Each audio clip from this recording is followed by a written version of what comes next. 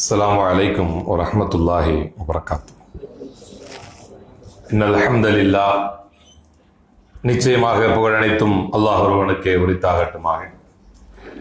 நஹ்மதுஹு வ நஸ்தஈனுஹு, அவனையே புகழ்கிறோம், அவனிடத்திலே உதவி கோருகிறோம். வ நஸ்தக்ஃபிருஹு வ நுஅ்மினு பிஹி வ நதவக்கலு அலைஹி, அவனிடத்திலே பாவ மன்னிப்பு கோருகிறோம், அவனையே நம்பிக்கை கொண்டுள்ளோம், அவன் மீதே முழுமையாக சார்ந்துள்ளோம். வனஊது பில்லாஹி மின் ஷுரூரி அன்ஃபுஸினா, நம்முடைய உள்ளங்கள் ஏவக்கூடிய தீங்குகளை விட்டு அல்லாஹ்விடத்திலே பாதுகாவல் தேடியவர்களாக. வமின் ஸய்யிஆத்தி அஅமாலினா, நம்முடைய செயல்களில் மிக கெட்டவைகளை விட்டும் அல்லாஹ்விடத்திலே பாதுகாவல் தேடியவர்களாக. மை யஹ்திஹில்லாஹு ஃபலா முதில்ல லஹு, யாருக்கு அல்லாஹ் நேர்வழியை காட்டினானோ அவரை வழிகெடுப்பவர் யாரும் இல்லை. வமை யுضللஹு ஃபலா ஹாதிய லஹு, யாரை அல்லாஹ் வழிகேட்டில் விட்டு விட்டானோ அவரை மீட்டு நேர்வழிக்கு கொண்டு வருபவர் யாரும் இல்லை. வனஷது அல்லா இலாஹ இல்லல்லாஹ், வணங்க தகுதியான ஒரே இறைவன் அல்லாஹ் மட்டும்தான் என்று சாட்சியம் கூறியவர்களாகும்.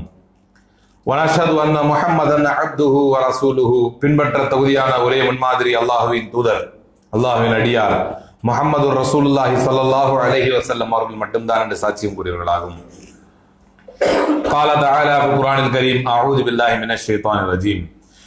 يا أيها الناس اتقوا ربكم الذي خلقكم من نفس واحدة وخلق منها زوجها وبث منهما رجالا كثيرا ونساء واتقوا الله الذي تساءلون به والأرحام إن الله كان عليكم رقيبا.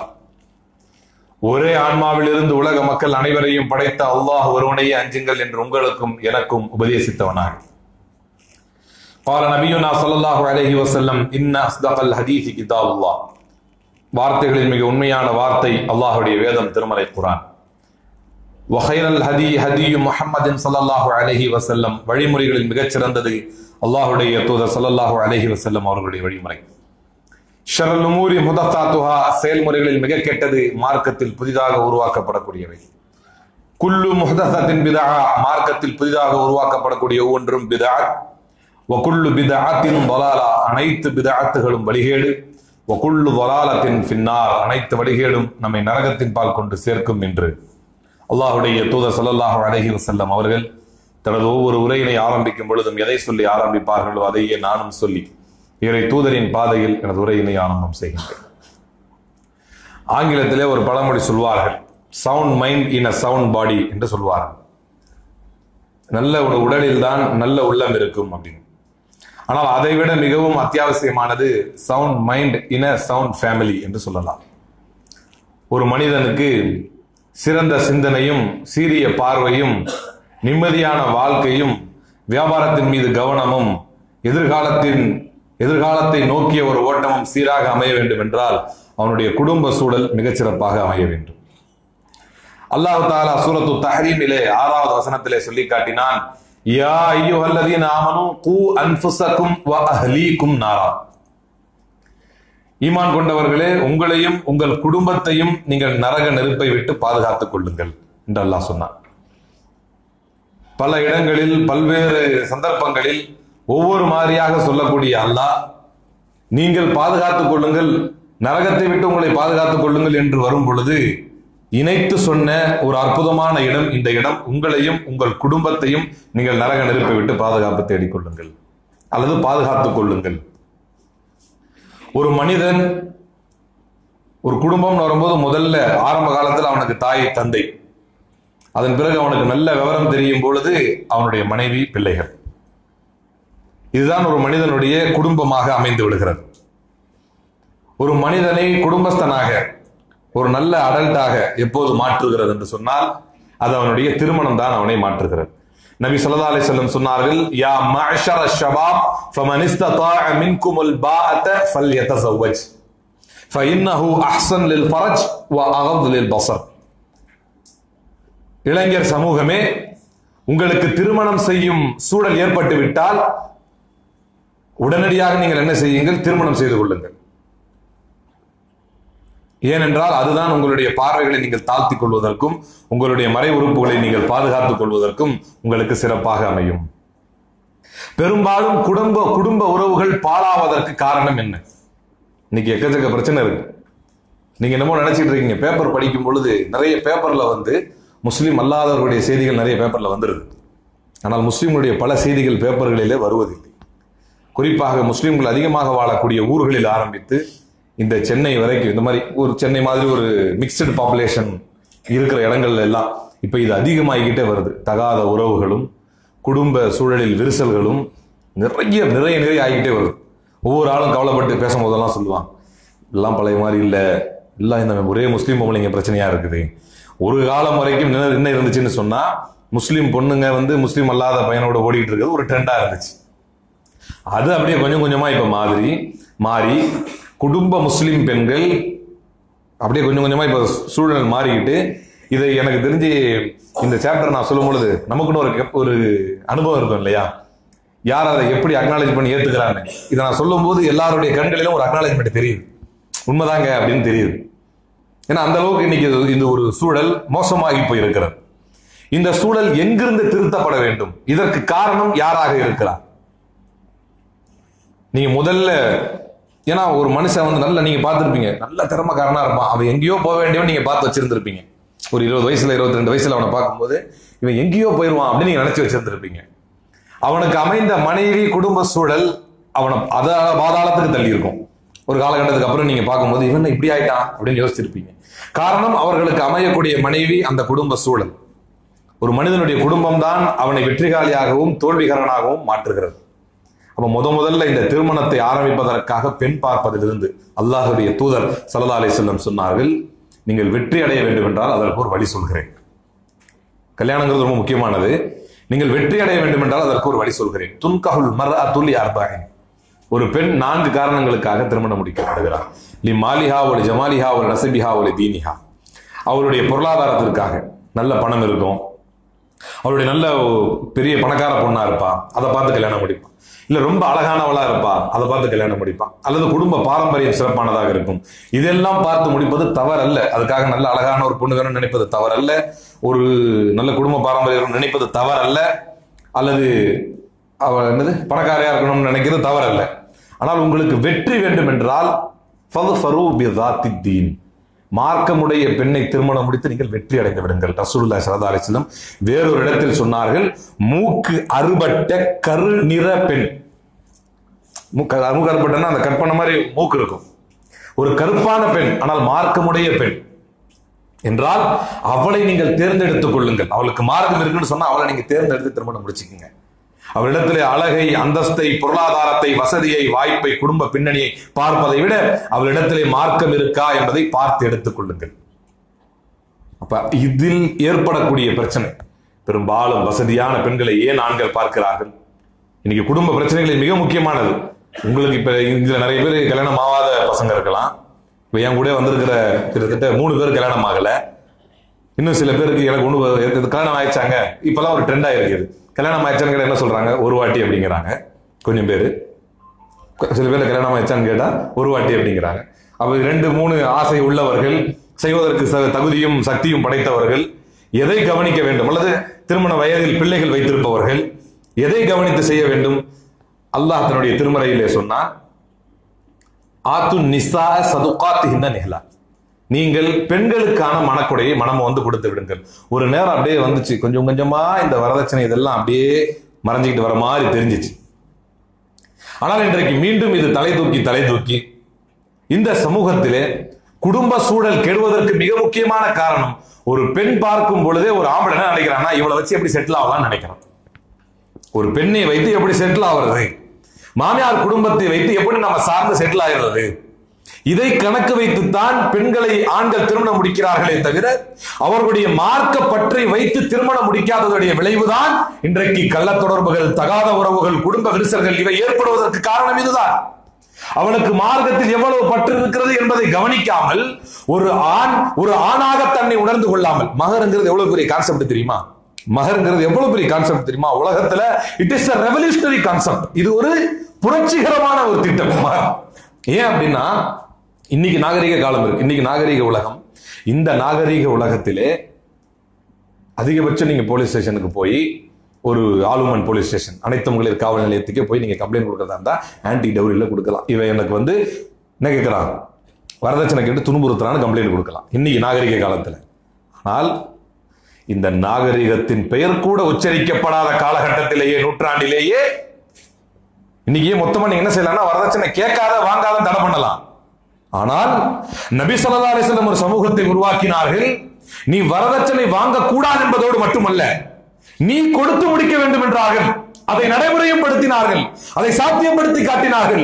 இதில் உள்ள ஒரு எக்ஸ்ட்ராடனரி லாஜிக் என்னவென்று சொன்னால், the moment when a man, ஒரு மனிதன் எந்த நேரத்தில் when he is very eager to get married, திருமணம் முடிப்பதற்கு ஆசைப்படுகிறானோ அந்த நிலையில் அவன் நிரூபிக்க வேண்டும் தான் ஒரு ஆண்மகன் என்பதை. மகருடைய கான்செப்ட் என்ன? மகருடைய கான்செப்ட் என்ன? ஒரு பெண்ணை ஹித்பாவுக்காக, ஒரு பெண்ணை மணமுடிக்கும் அழைப்பு தருவதற்காக ஒருவன் செல்கிறார். செல்லும் பொழுது அந்த பெண்ணிடத்தில் கேட்க வேண்டும். அதுவும் முக்கியமான ஒரு விஷயம். பல பேர் டயலாக் அடிச்சிருவான். குடும்ப சூழல் கெடுவதற்கு இது ஒரு முக்கியமான காரணம். ஒரு நல்ல அழகா பார்த்து திருமணம் முடிக்க தப்பில்லை. ரசூலுல்லாஹ் அதை பல நேரத்தில் வலியுறுத்தி இருக்கிறாங்க. என்னுடைய நினைவு சரியாக இருந்தால் அப்துல்லா இப்னு ஜுபைர் ரலியல்லாஹு அன்ஹு நினைக்கிறேன். அவர் வந்து சொல்றாரு, எனக்கு தங்கச்சி நிறைய பேர் இருக்கிறாங்க, கவனமா கேட்டுங்க, எனக்கு தங்கச்சி நிறைய பேர் இருக்கிறாங்க, திருமணம் முடிக்கலாம்னு நினைக்கிறேன். அப்புறம் ரசூலுல்லாஹ் சொல்றாங்க, அப்படியே நல்ல சந்தோஷமான விஷயம். ஏன்னா என் தங்கச்சிகளுக்கு வந்து முடி பின்னி விடணும், எல்லாம் கவனிச்சுக்கணும். அப்பெல்லாம் அப்படி ஒரு நல்ல அண்ணன்மார்களா இருந்திருக்கிறாங்க. அப்ப நான் என் மாதிரி என்னுடைய தங்கச்சிகளை கவனிச்சுக்கிறதுக்கு ஒரு நல்ல பெண்ணா இருக்கணும். அதனால் நான் ஒரு திருமணமான பெண்ணாக, அதாவது திருமணமாகி விதவையாகவோ, அதாவது கண்ணி கழிந்த பெண்ணாக இருந்தால் நான் நல்லா இருக்கும்னு நினைக்கிறேன், ஒரு பக்குவமா பார்த்துக்குவாங்க. அப்ப கூட ரசூலுல்லாஹ் சொல்றாங்க, நீ கன்னி பெண்ணா முடிப்பாது உனக்கு நல்லதுங்கிறாங்க. உங்களுடைய ஆசையை நீங்கள் சரியாக நிறைவேற்றிக் கொள்வதற்கு சில பேர் என்ன செய்வார்கள், தன்னை ஒரு பெரும் தியாகியாக காட்டி ஆரம்பத்தில் எதையும் பார்க்க மாட்டார்கள். என்ன பார்க்க மாட்டாங்கன்னா, எங்க அப்பா அம்மா பார்த்துட்டாங்க, அது போதும். ஃபர்ஸ்ட் நைட்ல முகத்தை பார்த்துட்டு இதுவரையா என்னை கட்டி வச்சாங்கன்னு காலம் பூரா தகாத உறவிலையும் அவளை திட்டிக் கொண்டும் போராடி கொண்டிருப்பார். ரசூலுல்லாஹி ஸல்லல்லாஹு அலைஹி வஸல்லம் இதற்கு நடைமுறை தீர்வை கொடுத்தார்கள். யாரெல்லாம் திருமணம் முடிக்க விரும்புகிறீர்களோ நீங்க எல்லாம் பெண்ணை ஒரு முறை பார்த்துருங்க. இதெல்லாம் நம்ம தெரிஞ்சுக்கணும். திருமணத்தின் சட்டங்களை நாம் முறியடிப்பதால், திருமணத்தின் சட்டங்களை நாம் பாழாக்குவதால், இஸ்லாம் சொல்லிக் கொடுத்த வழிமுறைகளை நாம் பேணாமல் விடுவதால் தான் இன்றைக்கு இந்த தகாத உறவு எனும் கொடிய சாத்தான் இந்த சமூகத்தை ஆட்டி அடைத்துக் கொண்டிருக்கிறது. தகாத உறவு பெண்ணுக்கு மட்டும் இல்லையே, ஆணுக்கும் பெண்ணோட இருக்கு. பெரும்பான்மையாக தகாத உறவில் ஈடுபடக்கூடிய பெண்கள் யார்? அவர்களுடைய கணவன்மார்கள் எல்லாம் தகாத உறவிலே இருப்பார்கள். இதுதான் பெரும்பான்மையான ஆய்வின் முடிவு. அப்ப ரசூல் ஸல்லல்லாஹு அலைஹி வஸல்லம் சொல்றாங்க, நீங்க பார்த்து முடிங்க. அதுக்கு ஒரு காரணம் சொல்றாங்க, இன்ன ஃபீ அயுனில் அன்சாரி அவுருன். என்னன்னா அன்சாரி பெண்களுடைய கண்ணு கொஞ்சம் மார்கனா இருக்கும் பாக்குறாங்க. ரசூலுல்லாஹ் சொல்லுவாங்கல்ல, வெறும் போட்டோ காட்டி ஏமாத்திட்டாங்க, நான் ஒரு முறை கூட இவளை பார்க்கவே இல்லை, கிட்ட ஒத்து பார்க்கும்போது இவர் நம்மளை பார்க்கறாங்களா வேற யாராவது பார்க்கற மாதிரி தெரியுது. ரசூலுல்லாஹ் சொல்றாங்க, அன்சாரி பெண்களுடைய கண்ணு கொஞ்சம் மார்கனா இருக்கும், அதனால நீங்க நேர்ல பார்த்து திருமணம் முடிங்க. எவ்வளவு அற்புதமான மார்க்கம் இஸ்லாம். எங்க அம்மாவுக்கு பிடிச்சிருக்கு, எங்க அப்பாவுக்கு பிடிச்சிருக்கு, நான் கல்யாணம் பண்ணிக்கிட்டேன்னு திருமணம் முடித்துக் கொள்கிறார்கள். திருமணம் முடிக்கும் ஆரம்பத்திலேயே நீங்கள் ஹித்பாவை விடும் பொழுது நிறைய பேர் காதல் என்ற பெயரிலே சீரழிந்து விடுகிறார்கள். நிறைய பேர் காதல் முதல்லயே ஒரு பெண்ணை திருமணம் முடிப்பதற்கு முன்னாலேயே அவளோடு சேர்ந்து குத்தடித்து அவளுடைய அங்க அவயங்களை ரசித்து பார்த்து எல்லா இன்பங்களையும் முன்னாலே முடிச்சுட்டு திருமணம் முடித்த கையோடு அவள் மீது வெறுப்பு ஏற்பட்டு விடுகிறது. உடனே டைவர்ஸ் பிரச்சனைகள், அவர் ஒரு இவரோட உறவு, இவள் இவரோட உறவு என்று மாறுவதற்கு மிக முக்கியமான காரணம் காதலுக்கு முன்பான உறவுகள். அல்லாஹ்வுடைய தூதர் ஸல்லல்லாஹு அலைஹி வஸல்லம் அவர்களை பாருங்கள். அல்லாஹ்வுடைய தூதர் காதலித்தார்கள் எப்படி, கதீஜா ரலியல்லாஹு அன்ஹா காதலித்தார்கள் எப்படி, ரசூலுல்லாஹ்வுடைய நேர்மை அன்னையாருக்கு பிடித்திருந்தது. வயது 15 வயதுக்கும் வித்தியாசம். அவருக்கு 25-40 பிரச்சனை இல்லை, தவறில்லை. இன்னைக்கு இந்த சமூகத்துல ஒரு வயதான பெண்ணை, நம்மை விட வயது அதிகமான 1 வயது 2 வயது பெண்களை பிடிச்சாலே பயப்படுறான். இன்னைக்கும் பயப்படுறான். 1 வயசு 2 வயசு பெருசா இருந்தாலே வெளியே சொல்லிடாதீங்க, பெரிய பிரச்சனையாகி போயிடும், கல்யாணம் முடிகிற வரைக்கும் அமைதியா இருங்க, எப்படி பயப்படுறான். ஆனால் தன்னை விட வயதில் அதிகமான பெண்களை வைப்பாட்டிகளாக எத்தனை இஸ்லாமியர்கள் வைத்திருக்கிறார்கள். அது அவர்களுக்கு தவறாகப்படுவதில்லை. அல்லாஹ்வுடைய தூதர் ஒரு நேர்மையான மார்க்கத்தை சொல்லிக் கொடுத்தார்கள். உலகத்தில் எவனுடைய பேச்சுக்கும் ஏச்சுக்கும் நீங்கள் அஞ்ச தேவையில்லை. உலகத்தில் யார் உங்களை எப்படி குறை சொல்வான் என்பதை பற்றி நீங்கள் அக்கறை கொள்ள தேவையில்லை. ரசூலுல்லாஹ் நமக்கு முன்மாதிரி காட்டினார்கள். 40 வயது பெண், ரசூலுல்லாஹ்வுக்கு 25 ஸல்லல்லாஹு அலைஹி வஸல்லம் பிடித்திருந்தது. உடனே பேச சொன்னார்கள், திருமணம் முடிச்சுக்கலாமா? உடனே ஒத்துக்கொண்டார்கள், உடனே திருமணம் முடித்தார்கள். அந்த உறவும் அன்பும் எப்படி இருந்தது சொல்லணுமா? தன்னை விட 15 வயது மூப்பு மிக்க ஒரு பெண்மணி அல்லாஹ்வுடைய தூதர் திருமணம் முடித்திருந்தாலும் அதில் மார்க்கமும் அல்லாஹ்வுடைய பயமும் மார்க்கத்தினுடைய பற்றும் இருந்ததுடைய விளைவுதான் 40 வயதில் ரசூலுல்லாஹி ஸல்லல்லாஹு அலைஹி வஸல்லம் ஹிரா குகையில் போனவங்க எத்தனை பேர் தெரிஞ்சு இருக்கிற எல்லாரும் போயிருப்பீங்க. நம்ம போனா அப்படி நின்று இதாங்க குகைன்னு பாத்துக்கங்கன்னு சொல்லுவோம், இதாங்க இருக்கு இருக்குங்க அப்படின்னு சொன்னா இப்படி இந்த இதுவா அதுவான். ஏன் அப்படி ஒரு பிரச்சனை? அவ்வளவு உயரம், அவ்வளவு உயரத்தில் கணவன் கணவனுக்கு வயது 40, மனைவிக்கு 15 வயது கூட என்றால் கதீஜா ரலியல்லாஹு அன்ஹா வயது என்ன? 55. 40 வயதில் கணவன் அங்கு அல்லாஹ்வை தியானம் செய்து கொண்டிருக்க, 55 வயதில் மனைவி தன்னுடைய கணவனுக்கான உணவுப் பொருட்களை எடுத்துக்கொண்டு அந்த மலை மீது ஏறி கணவனுக்கு விநியோகித்து வருவார் என்றால் அந்த அன்பு நேசம் எப்படி இருந்தது? அது இன்றைக்கு மறைந்து போனதற்கு காரணம் மார்க்கத்தை பார்க்காமல் பெண்களை திருமணம் முடிப்பது, அவர்களுடைய அழகுகளுக்காக திருமணம் முடிப்பது, அவர்களுடைய பொருளாதாரத்திற்காக திருமணம் முடிப்பது, அவர்களுடைய குடும்ப பின்னணிக்காக திருமணம் முடிப்பது, அவர்களுடைய அரசியல் பாரம்பரியத்திற்காக திருமணம் முடிப்பது, அவரால் தனக்கு என்ன ஆதாயம் ஏற்படும் என்பதை நினைத்து திருமணம் முடிப்பது, அவள் மார்க்க உடையவளா என்பதை பார்க்காமல் திருமணம் முடிப்பது. இன்னும் சொல்லணுமா, கதீஜா ரலியல்லாஹு அன்ஹா அவர்களுக்கும் ரசூலுல்லாஹி ஸல்லல்லாஹு அலைஹி வஸல்லம் அவர்களுக்கும் இருந்த பிணைப்பை, அன்பை, நேசத்தை, காதலை வயது பார்த்து வருவதல்ல காதல், வயது பார்த்து வருவதல்ல உண்மையான நேசம். இன்னையார் கதீஜா ரலியல்லாஹு அன்ஹா இறந்ததற்கு பின்னால் பத்ர் போர்க்களத்திலே கிடைக்கப்பட்ட அவர்களுடைய நகை, கதீஜா ரலியல்லாஹு அன்ஹா அவர்கள் இறந்து விட்டார்கள். அந்த ஆண்டை வரலாற்று ஆசிரியர்கள் ஆமுல் ஹுஸ்ன் என்றார்கள், இது கவலையின் ஆண்டு என்றார்கள். அந்த வரலாற்று ஆசிரியர்கள் அந்த ஆண்டையே இது கவலையுடைய வருஷம் என்றார்கள். அவ்வளவு கவலைப்பட்டார்கள். பத்ர் போரிலே கதீஜா ரலியல்லாஹு அன்ஹாவுடைய மகள், ரசூலுல்லாஹ்வுக்கு பிறந்த மகள் அல்ல, கதீஜா ரலியல்லாஹு அன்ஹாவுடைய மகள், ஒரு வகையில மருமக வேணும். அந்த மகளுடைய கணவன் முஸ்லிம்களுக்கு எதிரியாக இருந்து பிடிபட்டு அதற்கு பதிலாக தன்னுடைய மாமியார், அதாவது கதீஜா ரலியல்லாஹு அன்ஹா தனக்கு கொடுத்த நகையை காம்பன்சேஷன், ஈட்டு பொருளா கொடுக்கிறார். அந்த நகையை பார்த்த அந்த இறை விசுவாசிகளின் தலைவர் அல்லாஹ்வுடைய தூதர் ஸல்லல்லாஹு அலைஹி வஸல்லம் அந்த நகையை பார்த்து அழுதார்கள். தன்னுடைய தோழர்கள் சஹாபாக்களிடத்திலே சொன்னார்கள், இது என்னுடைய கதீஜாவுடைய நகை, என்னுடைய தோழர்களே இது என்னுடைய கதீஜாவுடைய நகை, இதை நானே வைத்துக் கொள்ளலாமா என்று அனுமதி கேட்டார்கள். அல்லாஹ்வுடைய தூதரின் அற்புத தோழர்கள் சொன்னார்கள், வைத்துக் கொள்ளுங்கள் அல்லாஹ்வுடைய தூதரே என்றார்கள். அல்லாஹ்வுடைய தூதருக்கு, அவருடைய மனைவிக்கு, அவருடைய அந்த இறை தூதரை விட 15 வயது அதிக மூப்பு இருந்தாலும் அந்த அன்பும் காதலும் எப்படி இருந்தது என்றால், அவர்கள் இந்த உலகை விட்டு பிறந்ததற்கு பின்னால் அவர்களுடைய நகையை பார்த்தால் அவருடைய ஞாபகம் வந்தது. அப்படி அல்லவா ஒரு கணவன் மனைவியினுடைய பந்தம் இருக்க வேண்டும். இன்னைக்கு என்ன, கணவனுடைய பாக்கெட்ல எவ்வளவு வெயிட் இருக்கோ அதை வைத்துத்தான் கணவனுக்கு மரியாதை, அல்லது மனைவி எவ்வளவு தூரம் அழகாக இருக்கிறாள் அது வரைக்கும் தான் மனைவிக்கு மரியாதை. அழகாக இளமையோடு நம்ம இடத்துல வருவாள், அவளை அனுபவித்து அவளை பல பிள்ளைகளுக்கு தாயாக்கி விட்டு இவன் மட்டும் தன்னுடைய இளமையை தக்க வைத்துக் கொண்டு அடுத்தடுத்து என்று சென்று விடுவான், மனைவியை மறந்து விடுவான். ஆனால் ரசூலுல்லாஹ் அப்படி ஒரு முன்னுதாரணத்தை நமக்கு சொல்லவில்லை. ஆயிஷா ரலியல்லாஹு அன்ஹா கன்னி பெண்ணாக ரசூலுல்லாஹி ஸல்லல்லாஹு அலைஹி வஸல்லம் திருமணம் முடித்த மனைவி. இதெல்லாம் மைண்ட்ல வைக்கணும், ஒரு கணவனுக்கு இதெல்லாம் கடமை. கன்னி பெண்ணாக தன்னுடைய மனைவி ஆயிஷா ரலியல்லாஹு அன்ஹா அவர்களோடு ரசூல் ஸல்லல்லாஹு அலைஹி வஸல்லம் உட்கார்ந்து இருப்பார்கள். கதீஜா ரலியல்லாஹு அன்ஹாவுடைய தோழி. இதை நான் சொல்லும் பொழுது, இந்த சம்பவம் நடக்கும் பொழுது கதீஜா ரலியல்லாஹு அன்ஹா இந்த உலகை விட்டு பிரிந்து 10 ஆண்டுகள் ஆகியிருந்தது. 10 வருஷம் ஆச்சு அந்த தாய் இந்த உலகை விட்டு பிரிந்து. தன்னுடைய கன்னி மனைவி, சின்ன மனைவி, ரசூலுல்லாஹ்வுக்கு ரொம்ப மனம் விரும்பிய மனைவியோடு பேசிக் கொண்டிருக்கிறார்கள். கதீஜா ரலியல்லாஹு அன்ஹாவுடைய ஒரு தோழி வீட்டுக்கு வெளியே பேசுகிறார். அவர் பேசினா கதீஜா ரலியல்லாஹு அன்ஹாவுடைய வாய்ஸ் மாதிரியே ரிசம்பிள் ஆகும். அந்த சத்தம் கேட்டு அல்லாஹ்வுடைய தூதர் ஓடி போகிறார்கள். கதீஜா வந்து விட்டார், கதீஜா வந்து விட்டார் என்று அல்லாஹ்வுடைய தூதர் ஓடி செல்கிறார்கள். இந்த உலகை விட்டு பிரிந்து 10 ஆண்டுகள் ஆகிவிட்டது. ரசூலுல்லாஹி ஸல்லல்லாஹு அலைஹி வஸல்லம் அவர்களுக்கு தன்னுடைய மனைவி மீது இருக்க அன்பு மாறவில்லை. அன்றைக்கு நல்லடியார்களே, மனைவியை ஒரு கணவன் கட்டாயம் நேசிக்க வேண்டும். அது அவருடைய அழகுக்காக அல்ல, அது அவருடைய வயதுக்காக அல்ல, அது அவருடைய செல்வத்திற்காக அல்ல. அல்லாஹ்வுடைய தூதர் ஏன் நேசித்தார்கள்?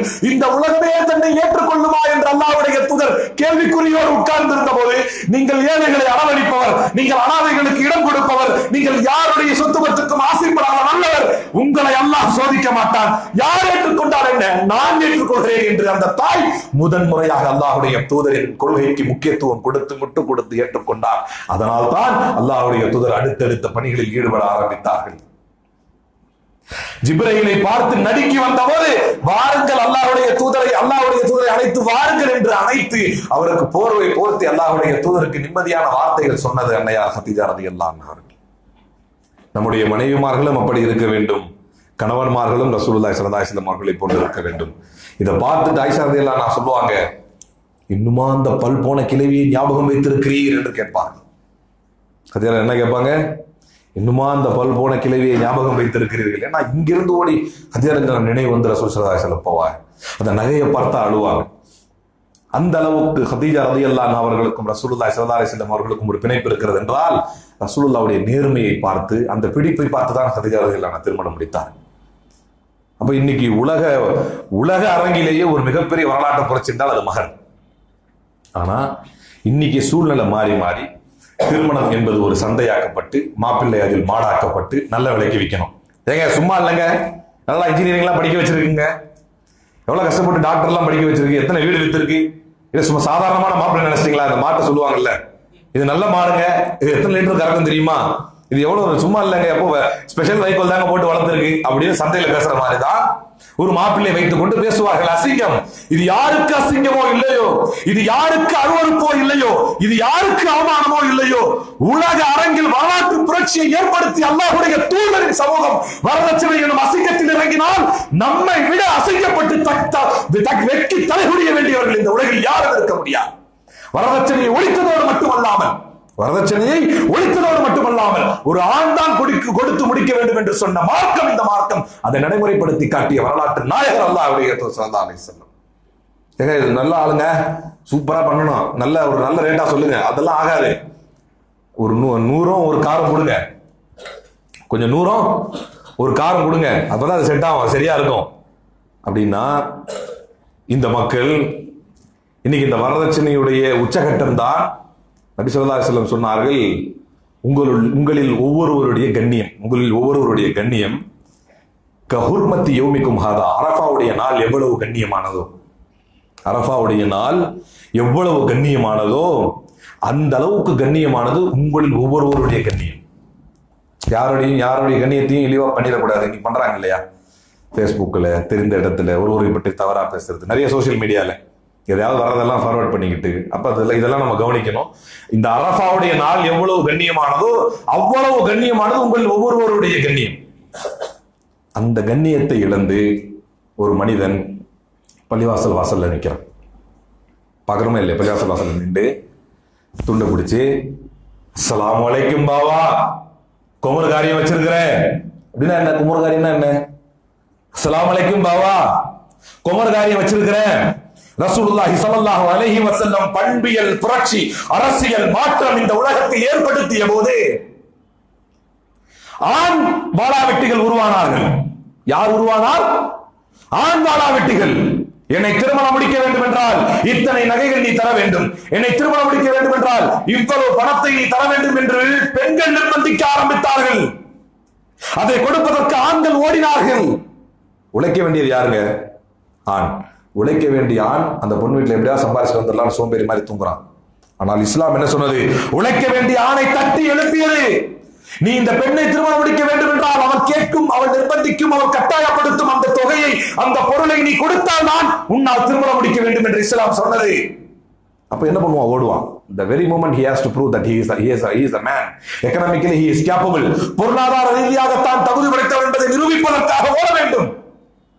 இப்படி எல்லாம் சொன்ன மார்க்கத்தில் தான் பள்ளிவாசல் ஓரங்களிலே தன்னுடைய கண்ணியத்தை, கௌரவத்தை இழந்து அஸ்ஸலாமு அலைக்கும் பாவா, குமர் காரியம் வச்சிருக்கிற, உங்களான உதவிகளை செய்யுங்கள் என்று ஒரு முஸ்லிமை, ஒரு மூமினை பள்ளிவாசல் ஓரங்களிலே நின்று கதற வைத்த குற்றம் ஒவ்வொரு இஸ்லாமியருக்கும் சாரும் அல்லவா? இந்த வரதட்சணை ஒழியவில்லை என்றால் ஒரு பக்கம் குற்றம். இப்படி திருமணம் முடிப்பதால் தான் இன்றைக்கு தகாத உறவுகள் மூலமாக இஸ்லாமிய குடும்ப சூழல் சீரழிந்து கொண்டிருக்கிறது. கவனம் தேவை. வரதட்சணை வாங்கி அப்ப பொம்பளைக்கு வரும் பொழுதே அவ திமுறோட தான் வரலாம். நீ என்ன சும்மாவா வந்த? உனக்கு நல்லா ரேட்டு கொடுத்து வாங்கியிருக்கு, தெரிஞ்சுக்க. அப்படிதான் அவன் நினைப்பா. நீ உனக்கு சும்மா வரலப்பா, உனக்கு நல்ல ரேட்டு கொடுத்து வாங்கியிருக்காங்க எங்க வீட்டுல.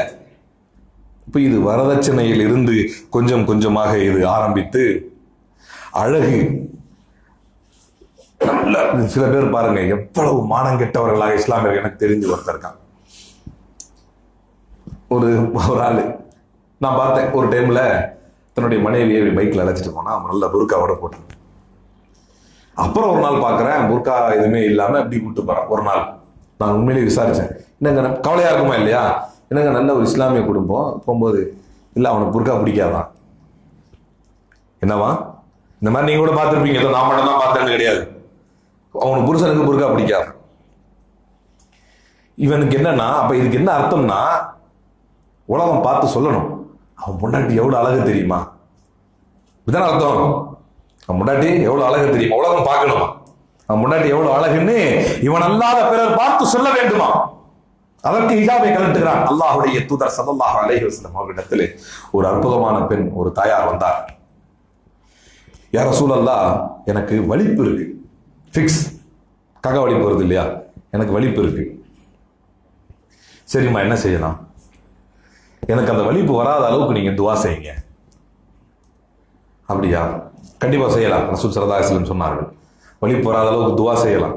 ஆனால் இதை நீ தாங்கிக் கொண்டால், இந்த உலகத்தில் அல்லாஹ் தரக்கூடிய இந்த சிரமத்தை நீ மனம் பொருந்தி ஏற்றுக்கொண்டால், அதை தாங்கிக் கொண்டால், சபர் செய்தால் உனக்கு சொர்க்கம் கிடைக்கும். என்ன சொல்றேன்னு கேட்டாங்க.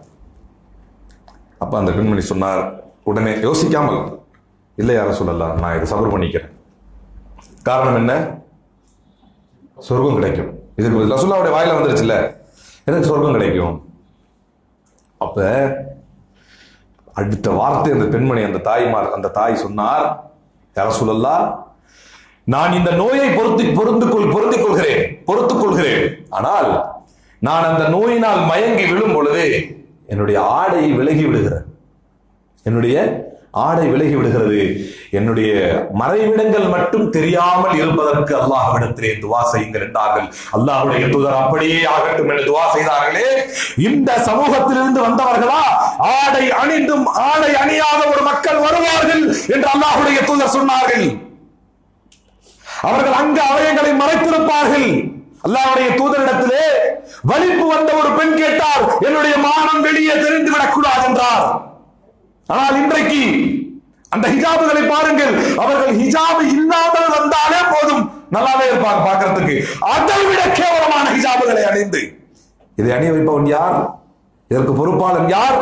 அல்லாஹ் கேள்வி கேட்பான், குல்லுக்கும் ராய் வ குல்லுக்கும் மஸ்ஊலுன் அன் ரஅய்யதிஹி. உங்களில் ஒவ்வொருவரும் பொறுப்பாளர்கள். உங்கள் பொறுப்பில் ஒப்படைக்கப்பட்ட மனைவிமார்களை பற்றி நிச்சயம் நீங்கள் கேள்வி கேட்கப்படுவீர்கள். உங்கள் பொறுப்பில் ஒப்படைக்கப்பட்ட பெண் பிள்ளைகளை பற்றி நிச்சயம் நீங்கள் கேள்வி கேட்கப்படுவீர்கள். உங்கள் பொறுப்பில் ஒப்படைக்கப்பட்ட உங்கள் தங்கைகளை பற்றி நீங்கள் நிச்சயம் கேள்வி கேட்கப்படுவீர்கள். அர்-ரிஜாலு கவ்வாமூன அலன் நிசா. இது இறைவனின் தீர்ப்பு. பெண்களை ஆண்கள் நிர்வகிக்கக்கூடியவர்கள். You are the administrators and you will be held responsible for that. நீங்கள் நிர்வாகிகள். உங்களை அல்லாஹ் கேள்வி கேட்பான். ஒரு வலிப்பு நேரத்தில் என்னுடைய ஆடை விலகிவிடக் கூடாது என்று பிரார்த்தனை செய்த சமூகத்தில் வந்தவர்கள் நாம்.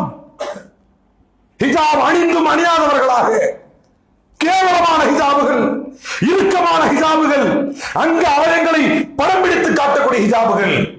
இது ஆண்களுக்கு மத்தியில் சொல்வதற்கு காரணம் என்ன? பெண்கள் இதை சந்தோஷமாக ஏற்பவர்கள், இதை கண்டித்து திருத்த வேண்டிய கட்டாயத்தில் இருப்பவர்கள் ஆண்கள். அப்போ இந்த மாதிரி இந்த அழகுதான் தெரியணும், இந்த அழகுக்காகத்தான் திருமணம் முடிக்க வேண்டும். நம்ம ஆரம்பத்தில் சொன்ன மாதிரி ஒரு பெண்ணை இந்த அழகுக்காகவும் பொருளாதாரத்திற்காகவும் வரதட்சணையை பார்த்து பொருளாதாரத்திற்காக திருமணம் முடிக்கும் பொழுது அவனுடைய குடும்ப சூழலை பாழடித்துக் கொள்கிறான். அழகுக்காக பார்த்து திருமணம் முடிக்கும் போது தன் லெவலுக்கு மீறி அழகா பார்த்து திருமணம் முடிக்கிறான். இஸ்லாம்லாம் பார்க்காம தான் லெவலுக்கு மீறி அழகான ஒரு பெண்ணை பார்த்து திருமணம் முடிக்கிறான். அது அந்த குடும்ப சூழலை பாலடித்து தகாத உறவுகளின் பக்கமாக இவர்களை அழைத்துச் செல்வதற்கு காரணம் அவர்களிடத்தில் மார்க்கப்பட்டு இருப்பதில்லை. ரசூலுல்லாஹி ஸல்லல்லாஹு அலைஹி வஸல்லம் இதையெல்லாம் மறுமை நாளின் அடையாளங்கள் என்று சொன்னார்கள். Minor signs of day of judgement, மறுமை நாளுடைய சிறு அடையாளத்தில் சொன்னார்கள். தனக்கு சொந்தமான ஒருவரோடு நெருக்கமாக இருப்பதை விட தனக்கு சொந்தமல்லாத மக்கள் நெருக்கமாக இருக்கும் பொழுது நீங்கள் மறுமையை எதிர்பார்த்திருங்கள். இதற்கு அர்த்தம் என்ன? தனக்கு சொந்தமான மனைவியை ஒரு முஸ்லிம் ஆண் விட்டு விடுகிறார், தனக்கு சொந்தமான கணவனை ஒரு முஸ்லிம் பெண் விட்டு விடுகிறார். காது திறக்க முடியவில்லை. இதை சொல்லும் பொழுதே அவ்வளவு வேதனையாக இருக்கிறது. திரும்பும் திசையெல்லாம் தகாத உறவுகள் பற்றிய பேச்சுகள். இதற்கு முக்கியமான காரணங்களாக அமைவது யார்?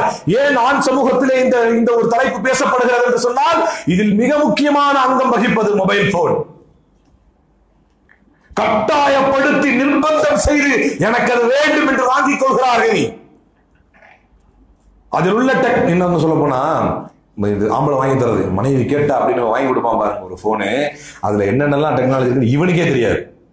அவன் என் வைஃப் செமையா நோடுவா தெரியுமா அவங்களுக்குன்னு. சில பேர் கேட்டு சொல்லியிருக்கான், என்ன சூப்பரா பண்ணுவாங்க, என்ன முன்னாடி இப்படி போய் உள்ள போய் என்னவோ பண்ணுவா. சில பேர் என்ன சொல்றாங்கன்னா, என் மக, சில பேர் பொண்ணுங்கிட்ட சொல்லுவான், என் மக என்ன திறமையா பண்றாங்க, இப்படி போறா, இப்படி புள்ள விட்டு இப்படி வெளியே வர்றா, எவ்வளவு திறமையா. இது பெருமையா? ஒரு நிர்வாகிக்கு அழகு என்ன? அல்லாஹ் சொல்றான், ஆண்களே நீங்கள் நிர்வாகிகள் என்று சொல்கிறான். ஒரு நிர்வாகிக்கு அழகு என்ன? உங்களுக்கு தெரியாத ஒரு விஷயம் வீட்டில் நடக்கவே கூடாது. உண்மை. அது சில நேரத்தில் முட்டாள்தனமா கூட தெரியலாம். உங்களுக்கு ஒண்ணு தெரியாத அது நடக்கவே கூடாது. ஏன்னா you can be fooled, you can be tricked. உங்களை ஏமாற்றிடலாம் ஈஸியா. இது புரியாமல் இந்த மொபைல் போன் மூலமாக ஏற்படக்கூடிய அழிச்சாட்டியங்கள், அசிங்கங்கள், அநியாயங்கள் எவ்வளவு சொல்லணுமா? ஒவ்வொரு உதாரணம். இப்ப நம்ம சமூகத்தை விட்டுடுங்க. இந்த கொஞ்ச நாளைக்கு முன்னால 2 குழந்தைகளை கொன்று விட்டு ஒரு ஜெயிலுக்கு போனால, இப்ப நான் அந்த 2 பேரையும் நம்ம இந்த கோர்ட் வாசல்ல பார்த்து 2 பேரும் பேசிக்கிறாங்க நல்லபடியா. 2 பேரையும் ஒரே நாள் வாய்தா கூட்டு வராங்க. 2 பேரும் நல்லபடியா பேசிக்கிறாங்க. யாரு? அந்த பெண்ணும், அந்த குன்றத்துறை சார்ந்த அந்த பெண்ணும், அந்த தகாத உறவில் இருந்த அந்த ஆணும் நல்லபடியா பேசிக்கிறாங்க, செய்கை காட்டி பேசிக்கிறாங்க. இதுக்கு காரணம் அமைஞ்சது ஒரு மொபைல் போன் தானே, ஒரு சின்ன மொபைல் போன் தானே. அதுல ஒரு ஆப்பை இறக்கி அதை பண்ணி, நான் என்ன சொல்ல வரேன், இந்த மாதிரி 1000 அபிராமி இந்த இஸ்லாமிய சமூகத்தில் இருக்கு. குற்றம் சொல்வதற்காக சொல்லவில்லை, புரிந்து கொண்டு விழிப்புணர்வு பெறுவதற்காக சொல்கிறேன். மார்க்கம் பேசி இப்படி எல்லாம் எனக்கு வலிப்பு நேரத்தில் கூட என்னுடைய ஆடை விலகிவிடக் கூடாது என்று சொன்ன சமூகம் நாம். நீங்கள் திருமணம் முடிக்கும் போது கூட ஒருவரை பார்த்து பிடித்து விடுங்கள் என்று சொன்ன சமூகத்தில் பிறந்தவர்கள் நாம். வரதட்சணை எனும் அநியாய அக்கிரமக்கார அரக்கனை அறுத்தொழித்த மார்க்கத்தில் பிறந்தவர்கள் நாம். இன்றைக்கு எல்லாவற்றையும் நமக்குள் இறக்குமதி செய்துதான் கொஞ்சம் கொஞ்சமாக நாம் நம்முடைய மார்க்கத்தினுடைய விஷயங்கள் இருந்து அப்படியே விலகிட்டே வந்துடுறோம். விலகிட்டே வந்து ஒரு திருமணம் முடிக்க போனால் இஸ்லாம் சொல்லாத மண்டபம். ஒருத்தன் கேட்கறான், இப்போ எனக்கு தெரிஞ்சு இப்போ எங்க இதில் பார்த்தீங்கன்னா ரெட்டிஸ் போகிற வழியில ராமலட்சுமி பேரடைஸ் ஒரு மண்டபம் இருக்கும், பெருசு. இங்கிருந்து அது உள்ள போறதுக்கே அவ்வளவு தூரம் நடக்கணும். அவர் கேட்கறான், ராமலட்சுமி பேரடைஸ் தான் கல்யாணம் நடக்கணும், அலங்காரங்கள், அது வீண் விரயங்கள், அங்கதான் கல்யாணம் நடக்கணும். இஸ்லாம் சொல்லாத மண்டபம் வேண்டும் என்கிறான், இஸ்லாம் சொல்லாத விருந்து உபசரிப்புகள் வேண்டும் என்கிறான், இஸ்லாம் சொல்லாத வரதட்சணை வேண்டும் என்கிறான், இஸ்லாம் சொல்லாத அலங்கார பொருட்கள் வேண்டும் என்கிறான். இஸ்லாம் சொன்ன மகரை 1001 ரூபாய் நிர்ணயிக்கிறான். இஸ்லாம் சொல்லாத அனைத்தும் வரம்பட்டு போகிறது. ஒரு காரை நிறுத்திட்டு நீளமான ஒரு காரை போட்டு அப்படியே ஒரு ரிப்பன்லாம் கட் பண்ணி வச்சு சூப்பரா வச்சிருக்கான், அப்படின்னு பெருமை. சீர் சிறந்த பொருட்களை எல்லாம் ஓரமா அடுக்கி வச்சு அழகா வச்சிருக்கிறான். இஸ்லாம் சொன்ன மகரை பற்றி அல்லாஹ் என்ன சொன்னான்? நீங்கள் ஒரு கிந்தார், அல்லாஹ் திருமறையில் மகரை பற்றி சொல்லும் பொழுது ஒரு குவியலையே கொடுத்தார் என்று சொல்கிறார். மகருக்கு அளவு கிடையாது இஸ்லாம்ல, மகருக்கு அளவு கிடையாது. நீங்க இவ்வளவுதான் கேட்கணும்ன்ற கட்டாயம் கிடையாது. எந்த மகருக்கு அளவு கிடையாதோ அந்த மகரை நிர்ணயித்தான். அல்லாஹ்வுடைய தூதர் சொன்னார்கள், அல்லாஹுக்கு மிகவும் விருப்பமான திருமணம் எந்த திருமணம் மிக எளிமையாக நடக்கிறதோ, எதுல ரொம்ப செலவு கம்மியா நடக்குதோ அது அல்லாஹுக்கு விருப்பமான திருமணம் என்றார்கள். ஆனால் எதை நிர்ணயிக்க சொன்னார்களோ அதை நிர்ணயிக்காமல் வரம்பை மீறி விட்டு விட்டான். எதை நிர்ணயிக்க கூடாது என்றார்களோ அதை நிர்ணயித்து பள்ளிவாசல் போர்டிலே எழுதிட்டான்.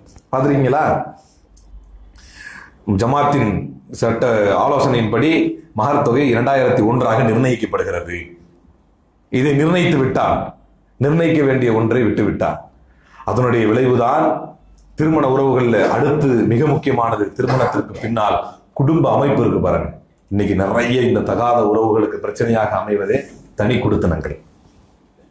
ஒரு கட்டுப்பாடு, ஒரு கைடன்ஸ் கிடையாது. உடனே என்ன செஞ்சிடறாங்கன்னா அர்த்தத்தை வெளியே வந்துடுறாங்க. ரெண்டையும் கவனிக்கணும். ஒரு கூட்டு குடும்ப சூழலில் இருக்கும் பொழுது ஹிஜாபை பேணிய ஒரு வாழ்க்கை இருக்கணும். First point. ஒரு கூட்டு குடும்பம் இருக்கும். ரசூல் ஸல்லல்லாஹு அலைஹி வஸல்லம் அவர்களிடத்திலே ஒரு மனிதர் வந்து கேட்கிறார், யா ரசூலல்லாஹ், எங்க வீட்டுல யாருமே இல்லை, என்னுடைய அண்ணனின் மனைவியோடு நான் தனித்திருப்பதை பற்றி இஸ்லாம் என்ன சொல்கிறது?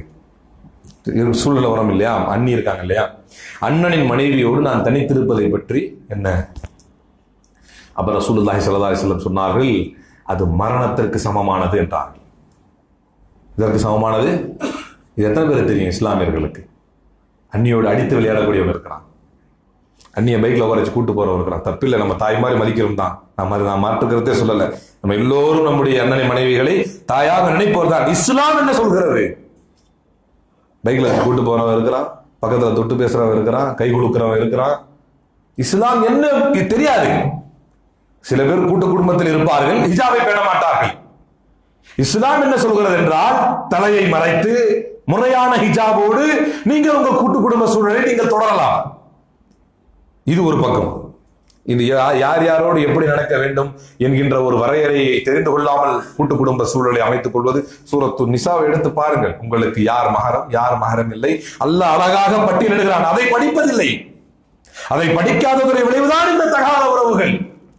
இதுல ஒரு பக்கம் முஸ்லிம் பெண்கள், முஸ்லிம் குடும்ப பெண்கள், முஸ்லிம் குடும்ப ஆண்களோடு வைத்துக் கொள்ளக்கூடிய தகாத உறவு மட்டும் இன்றைக்கு பிரச்சனை அல்ல.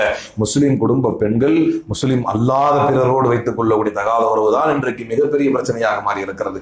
அதற்கு மிக முக்கியமான காரணம் அவள் சார்ந்திருக்கும் மார்க்கத்தை பற்றிய விழிப்புணர்வு அவருக்கு இல்லை. தனியா கூட்டு போயிடுறான். ஒருத்தன் ஒரு புருஷன் கூட போய் சொன்னானா, இன்னைக்கு பொன்னாடி கேட்டாலாம், இன்னைக்கு எனக்கு பிறந்த நாளுங்க, அதனால இது வரைக்கும் எங்கேயுமே என்னை கூட்டு போகாத இடத்துக்கு கூட்டு போங்க, இது வரைக்கும் நான் பார்க்காத இடத்துக்கு கூட்டு போங்கன்னு சொன்னாலாம் பொண்டாட்டி. என்ன சொன்னாலாம், இன்னைக்கு எனக்கு பிறந்த நாள், இது வரைக்கும் நான் பார்க்காத இடத்துக்கு என்ன கூட்டு போங்க அப்படின்னா. அப்ப புருஷன் சொன்னானா, சரிம்மா நம்ம வீட்டு கிச்சனுக்கு போலாமா அப்படின்னு சொன்னாங்க. இது வரைக்கும் நீ பார்க்காத இடம் அதுதான். இப்ப இவன் என்ன செஞ்சிடறான், ஆரம்பத்திலேயே ஒரு ஒரு ஒரு ஒரு சுதந்திரம், ஒரு செல்லம் மாதிரி கொடுத்துட்டு மனைவிய, தன்னுடைய தாய் நல்லா புரிஞ்சுக்க, நம்முடைய தாய் தந்தையுடைய அரவணைப்பில் நம்முடைய மனைமார்கள் இருப்பது மிக மிக முக்கியமானது, அத்தியாவசியமானது. ஏன்னா அவங்க கண்ட்ரோல் பண்ணுவாங்க, அதை மானிட்டர் பண்ணுவாங்க. இதை நான் ஏன் இங்க சொல்றேன் அப்படின்னா, குறிப்பிட்டு இது இஸ்லாம் இல்லை என்றாலும் அனுபவபூர்வமாக இன்றைக்குள்ள குடும்ப சூழல் இப்படி அமைந்திருக்கிறது. திறந்து விடப்பட்ட நிலையிலே வேட்டைக்கு பலியாகும் ஓநாய்களின் கூட்டத்தில் பலியாகும் ஆடுகளை போல இன்றைக்கு இஸ்லாமிய குடும்ப சூழல் மிகப்பெரிய ஆபத்துக்கு தள்ளப்பட்டிருக்கிறது.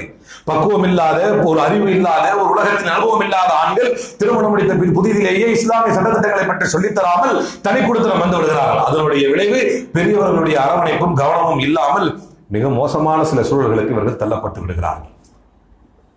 ரொம்ப கவனமாக இருக்க வேண்டிய விஷயம் என்னவென்றால், திருமணம் முடிக்கக்கூடிய முக்கியமானவர்கள் தங்களுடைய குடும்ப உறவுகளில் யார் நமக்கு ஆகுமானவர், மார்க்கத்தில் அனுமதிக்கப்பட்டவர், யார் நம்மிலே மார்க்கத்தில் அனுமதிக்கப்படாதவர் என்பதை முதலாக மிக தெளிவாக அவர்கள் கவனமாக வைத்துக் கொள்ள வேண்டும். இது ஒரு பக்கம். தகாத உறவு அதிகமாவதற்கு இன்னொரு பெரிய காரணம் பலதார மனமும், விதவை திருமணமும், விதவை மறுமணமும் இந்த சமூகத்திலே கேள்விக்குறியாக்கப்பட்டதுதான் காரணம்.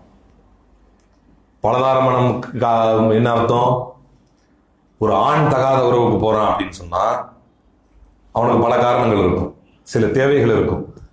என்னமோ சொல்லுவாங்க, ஒரு மனைவி ஏகபத்தினி விரதன், நீ ஏகபத்தினி விரதனாக தான், இதுக்கெல்லாம் இஸ்லாம் இடம் கிடையாது. இதெல்லாம் இஸ்லாம் என்னைக்குமே ஏத்துக்காது. இந்த ஏகபத்தினி விரதன்லாம் புல்ஷிட் கான்செப்ட். இதை இஸ்லாம் ஏத்துக்காது. ஏகபத்தினி விரதன் ஏதோ ஒன்று தமிழ்ல சொல்லிடுவான், நமக்கும் அதுக்கு சம்பந்தம் கிடையாதுங்க. ஒரு மனைவியோடு தான் வாழ வேண்டும், ஒரு மனைவியோடு தான் வாழ வேண்டும் என்றால், நான் ஏற்கனவே இந்த இடத்துல சொல்லி இருக்கிறேன், எனக்கு தெரிந்து மிக தெளிவாக ஞாபகம் இருக்கிறது. ஒருவர் ஹலாலான முறையிலே ஒரு பெண் இஸ்லாத்தை ஏற்றுக்கொண்டார் என்பதற்காக அவருக்கு வாழ்க்கை தர வேண்டும், தன்னை இவருடைய பிரச்சாரத்தின் மூலமாக வச்சு ஒரு நல்ல ஒரு ரேப்போ பில்ட் பண்ணி அந்த அம்மா இஸ்லாத்தை பக்கமாக கொண்டு வந்து நல்ல தாவா சென்டர்லாம் சேர்த்து நல்ல இஸ்லாமாக்கி இருக்கும்போது அந்த அம்மா விருப்பம் தெரிவிக்கிறாங்க, நீங்களே என்ன திருமணம் முடிச்சுக்கலாமே. அப்படி திருமணம் முடித்துக் கொள்ள வரும் பொழுது அவருடைய மாமனார் வீட்டுல இருந்து சொல்றாங்க, நீங்க வேணா அந்த அம்மாவை வைப்பாட்டியா வச்சுக்கீங்க, பொண்டாட்டியா மாத்தாதீங்க. இதுதான் இந்த கேடுகட்ட சமூகம் இங்கு கலந்து கத்து வைத்திருப்பார். நான் என்ன கேட்கிறேன், தப்பாதான் இருக்கும். இதுவே உங்கள் மகளுக்கு நேர்ந்தால், உங்கள் மகளை ஒருவர் வைப்பாட்டியாக வைத்துக் கொள்வதை நீங்கள் ஏற்றுக்கொள்வீர்களா? இப்போ பலதார மனம் என்பது இஸ்லாத்தில் அனுமதிக்கப்பட்ட மிகப்பெரிய வரம். தகாத உறவுகளை, அசிங்கங்களை, விபச்சாரங்களை, அனாச்சாரங்களை தவிர்ப்பதற்காக அல்லாஹ்வால் தரப்பட்ட அற்புத வரம் இந்த பலதார மனம். ஆனால் அதை அசிங்கப்படுத்தி, கொச்சைப்படுத்தி, பிற மக்களை போல தங்களையும் எண்ணிக்கொண்டு, இது இன்னொரு பிரச்சனை என்னன்னா, யார் யாருக்கெல்லாம் பலதார மனம் செய்து கொள்ளும் ஆசை இருக்கிறதோ அவருக்கெல்லாம் தன்னுடைய மகளுடைய கணவர் யாரு, மருமகன், அவர் 2வது கணவனா இவர் ஏத்துக்க மாட்டார். இவருக்கு 2 வேணும், 3 வேணும், 4 கூட வேணும், 4 மேல தேவைப்பட்டுச்சுன்னா 1 டைவர்ஸ் பண்ணிட்டு இன்னொன்னு வேணும், கரண்ட்ல 4 இருக்கணும். ஆனால் தன்னுடைய மருமகன் 2வது திருமணம் செய்து கொள்ளக்கூடாது, தன்னுடைய தங்க கணவர் 2வது திருமணம் செய்து கொள்ளக்கூடாது. இந்த பலதார மனம் இவ்வளவு நேரம் சொன்ன இல்லையா, இதெல்லாம் ஒரு தட்டில் வையுங்கள், இதெல்லாம் ஒரு தட்டில் வையுங்க. இவ்வளவு நேரம் நம்ம சொன்னதெல்லாம் ஒரு தட்டில் வச்சுட்டு, இந்த விபச்சாரமும் அனாச்சாரமும் பெருகுவதற்கு மிக முக்கியமான காரணம் இவை அனைத்தையும் விட பலதார மனத்தை இந்த சமூகம் ஏற்றுக்கொள்ள மறுத்ததுதான். பலதார மனத்தை அசிங்கமாக இந்த சமூகம் பார்த்ததுதான். இது எவ்வளவு பெரிய வரப்பிரசாதம், உலக வரலாற்றில் யாராலும் எடுத்துச் சொல்லப்படாதது. எங்க உலகத்தில் எங்க வேணா போங்க, இந்த இஸ்லாத்தை தவிர வேற எங்கும் இந்த ஒரு சுதந்திரத்தை, இந்த ஒரு அற்புதத்தை உங்களால் பார்க்க முடியாது. ஆனா இந்த இஸ்லாத்தை தவிர வேற எல்லாருமே தகாத ஒரு வச்சிருக்கிறான், தப்பான முறையில பார்க்கறான், பேசுறான், பழகிறான். இஸ்லாம் மட்டும்தான் அதை அனுமதித்து ஹலாலாக்க சொல்கிறது. வேற எங்கேயுமே இது கிடையாது. இது ஆண்களுக்கு. அப்படியே பெண்களுக்கு என்றால் விதவை மறுமணத்தை அப்படியே தடை பண்ணி வச்சிருக்கிறான். விதவை மறுமணத்தை அப்படியே தடை பண்ணி வைத்து, இஸ்லாத்துல இதான ஒரு கான்செப்ட் இருக்குங்க. அதை நம்ம ஆய்வு பண்ணி பார்த்தோம்னா அவ்வளவு அற்புதமான கான்செப்ட். முத்தல்லகாத்து யதரப்பஸ்ன பிஅன்ஃபுஸிஹின்ன ஸலாஸத குரு. 3 மாதவிடாய் காலங்கள் அவங்க இதா இருக்கணும். இந்த 3 மாதவிடாய் காலத்துல சயின்டிபிகலி ஸ்பீக்கிங் இந்த 3 மாதவிடாய் காலத்துல முந்தைய கணவரிடமிருந்து ஏதாவது கரு இருக்கான்னு தெரிஞ்சிடும். அது முடிகிற நேரத்துக்கு இஸ்லாம் சொல்கிறது விதவைகளை, தலாக் விடப்பட்ட பெண்களை, விதவைகளை, அது முடியும் பொழுதே உடனே நீங்க தஜம்முல் அலங்காரம் பண்ணி ரெடி ஆயிரும். எதுக்கு? அடுத்த கணவர். இஸ்லாம் அற்புதமாக சொல்கிறது. ஆனால் விதவை இன்னைக்கு பாருங்க என்னங்க இப்படி இருக்கிறாங்க, அவங்க புருஷன் போயிட்டாருங்க, அது அப்படியே இருக்கிறாங்க. இது ஒரு பெரிய குற்றம். ஒரு விதவையோ தலாக் விடப்பட்ட பெண்ணோ இன்னொரு திருமணத்தின் பக்கமாக நகர்ந்தால் அது ஒரு பெரிய குற்றம். ஆனால் நம்முடைய வீட்டில் கணவர்களை இழந்து தலாக்கின் மூலமாகவோ விபத்திலோ இறந்தோ விட்டு விட்டு சென்றோ ஏதோ நிலையில் நம்முடைய வீட்டில் பெண்கள், திருமணம் முடித்த பெண்கள் இருந்தால் அவர்கள் தகாத உறவுக்கு செல்வது இவர்களுக்கு பெரிய தவறாக தெரியாது, இவர்களுக்கு பெரிய குற்றமா தெரியாது. ஆனால் இன்னொரு திருமணம் செய்து கொள்ள வேண்டும் என்று அவர்கள் விரும்பினால், உனக்கு இன்னொரு கல்யாணம் கேக்குதா அப்படி கேட்கறாங்க. ஒருத்தன் கேட்கறான், உனக்கு இன்னொரு கல்யாணம் கேக்குதா? ஏன் கேட்டா என்ன? இஸ்லாம் அதை தடை செய்கிறதா? ஒரு பெண்ணை ஒரு பெண் மறுமணம் செய்து கொள்ள நினைத்தால் இந்த சமூகம் கேவலமாக நினைக்கிறது. ஆட்டு மந்தையில் வளர்ந்து விட்ட அரிமா நம்ம கதை. நம்ம கதை எப்படின்னா, இதுமாதிரி கூட சொல்லியிருக்கேன். ஒரு புலத்தாச்சி சிங்கம் வேகமா ஓடி போய் ஒரு ஆட்டு மந்தையில குதிச்சுதான் வேட்டையாடுறதுக்கு. பிரெக்னெண்டா இருந்த சிங்கம் ஒரு ஆட்டு மந்தையில குதிச்சுதான். குதிச்ச உடனே என்ன ஆயிடுச்சு, புள்ள என்னது சிங்கி குட்டி பிறந்துருச்சு. இந்த சிங்கம் செத்துருச்சு. பிறந்தது எங்க? ஆட்டு மந்தையில. பிறக்கும் போதே சிங்கம் என்ன செய்யணும்? A lion has to roar. சிங்கம் என்ன செய்யணும்? கர்ஜிக்கணும், ஹரன்னு கர்ஜிக்கணும். இது வளரும் போது என்ன செஞ்சிருக்கு? மேன் கத்தி இருக்கு. ஏன்னா எங்க இருக்கு? ஆட்டு மந்தையில. சிங்கம் என்ன சாப்பிடணும்? கறியை சாப்பிடணும். இது என்ன தின்றுருக்கு? புள்ள தின்றுருக்கு. அப்படியே போக போக போக இதான் வந்து ஆட்டு மந்தையில வளர்ந்துட்ட சிங்கம்னு சொல்லுவான். அப்படியே போக போக போக ஒரு நாள் ஒரு சிங்கம் வந்து வேட்டையாட்டு வரும்போது சிங்கம் துரத்துது, இதுவும் ஆடுகளோடு சேர்ந்து ஓடுதான். அப்போ ஒரு நாள் கூட்டு வந்து, வா இங்க வா, கிணத்துல எட்டிப்பாரு, நீ நானும் ஒரே மாதிரி இருக்கும் பாரு, நீ கத்திப்பாரு, அப்பதான் உனக்கு சிங்கம் தெரியும். அந்த மாதிரி நம்ம கதை. நம்ம வாழ்ற சமூகத்துல வைப்பாட்டி கலாச்சாரம் ஈஸி, அதை செஞ்சுக்கலாம். ஆனா மறுமணம் செய்யக்கூடாது. நீங்கள் சிங்கம். இந்த இஸ்லாம் சொல்லிக் கொடுத்தது ஒவ்வொரு ஆண் மகனையும் சிங்கமாக இருங்கள், தலைவர்களாக இருங்கள், தலைநிமிர்ந்து விடுங்கள். நம்முடைய நாகரீகத்தை விட இந்த உலகில் சிறந்த நாகரீகம் இல்லை, நம்முடைய கலாச்சாரத்தை விட இந்த உலகில் சிறந்த கலாச்சாரம் இல்லை, நம்முடைய பண்பாட்டை விட இந்த உலகத்தில் சிறந்த பண்பாடு இல்லை. அப்படி அறைகூவல் விடுபவர்கள் விவாதித்ததுக்கு வரலாம், இங்க பார்க்கவே முடியாது.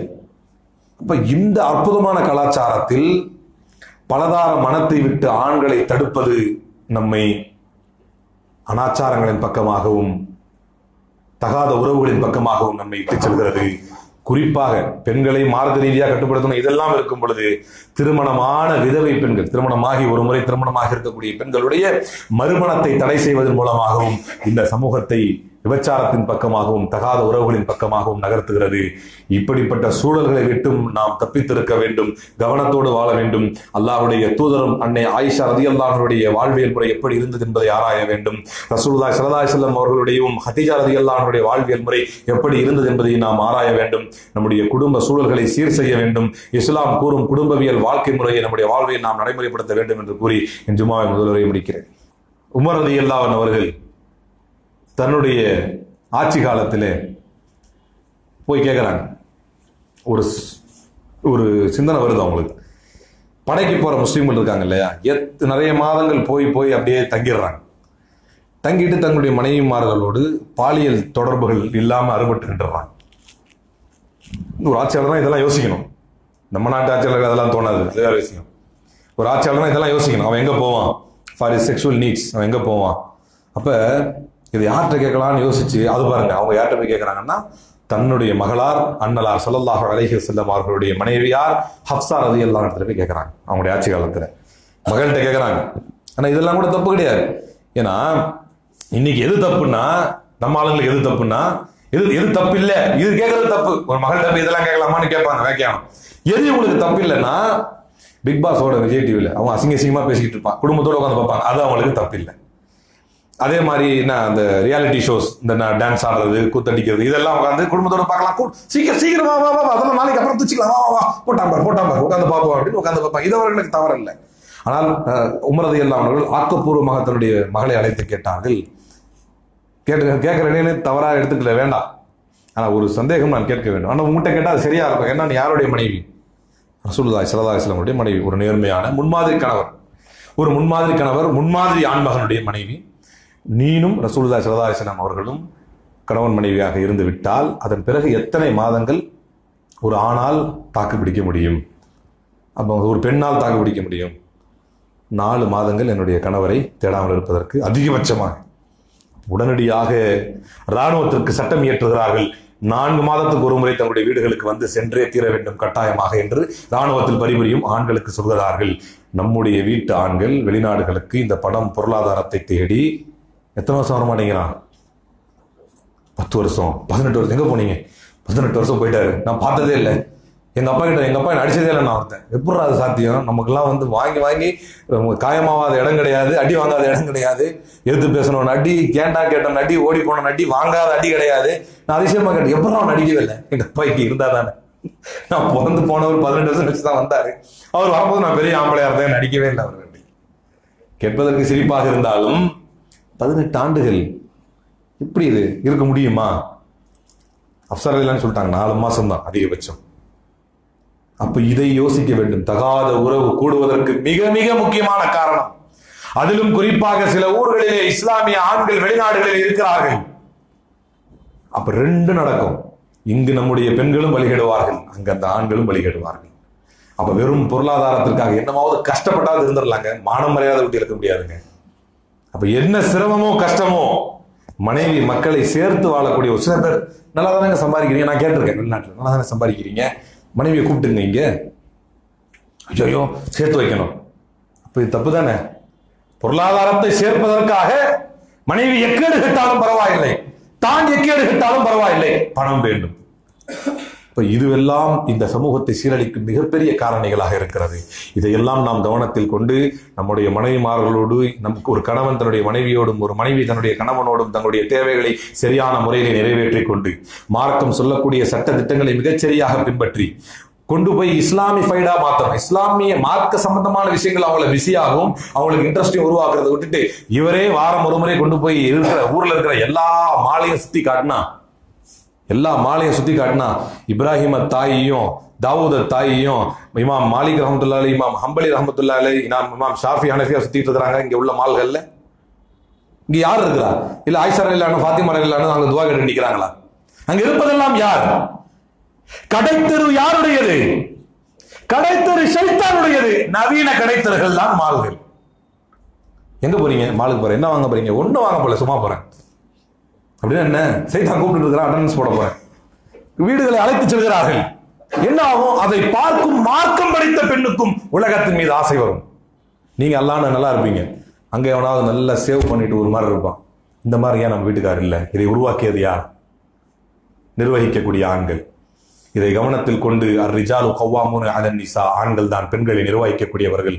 நிர்வாகம் செய்யும் ஆண்கள் பல விஷயங்களை இதை கவனத்தில் கொண்டு, பல விஷயங்களை தங்களுடைய உள்ளத்திலே கொண்டு மிகச்சரியான நிர்வாகத்தை அமைத்து அசிங்கங்கள், சீர்கேடுகள், அனாச்சாரங்கள், விபச்சாரங்கள், தகாத உறவுகள் அற்ற தூய்மையான குடும்ப சூழலை உருவாக்கி இந்த மார்க்கத்தை பாதுகாப்பதற்காக அல்லாஹுடைய பாதையில் முஜாஹிதுகளாக நம்முடைய சமூகத்தை உருவாக்கி நின்று இந்த மார்க்கத்தை பாதுகாக்கும் பணியில் ஷஹாதத்தினும் உயரிய அந்தஸ்தை அடையக்கூடிய நன்மக்களாக உங்களையும், அதன் மூலமாக அல்லாஹ் தரக்கூடிய உயர்ந்த சொர்க்கமான ஜன்னத்துல் ஃபிர்தௌஸ் என்ற சொர்க்கத்தை அடையக்கூடிய நன்மக்களாக உங்களையும் குறிப்பாக பேசி என்னை ரப்பல் ஆலமீன் ஆக்கியருள் புரிவானாக. இன்னல்லாஹ யஅமுரு பில் அத்லி வல் இஹ்சான் வ ஈதாஇல் குர்பா வ யன்ஹா அனில் ஃபஹ்ஷாஇ வல் முன்கரி வல் பகி யஇதுக்கும் லஅல்லக்கும் ததக்கரூன் வذ்குருல்லாஹ யذ்குருக்கும் வதுஊஹு யஸ்தஜிப் லக்கும் வ லذிக்ருல்லாஹி தஆலா அலா வ அவுலா வ அஸ்ஸ வ ஜல்ல வ தம் வ அக்பர். அக்மிஸ் ஸலாத்.